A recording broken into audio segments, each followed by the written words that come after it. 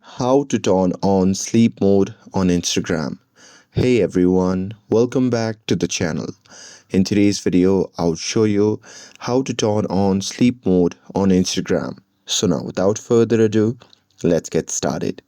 So here, first thing first, open the Instagram app on your phone and make sure that you're logged in to your account.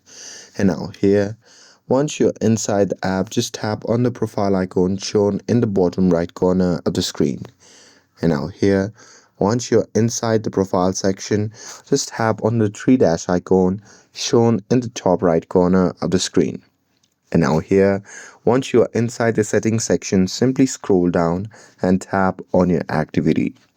And now here in this section, what you can do is simply scroll down and there you can just tap on the option labeled as time spent. And this section helps you to manage your Instagram uses. So here, what you can do is just tap on the option labeled as sleep mode. And now here in this section, you can simply toggle on the sleep mode option. And that's it. That's how you can turn on sleep mode on Instagram. And here, by turning on the sleep mode, you can set your start time and end time as well, and you can even choose the date or days for your sleep mode. And with this, if you found this video helpful, then don't forget to like, share, and subscribe to get updated for more videos.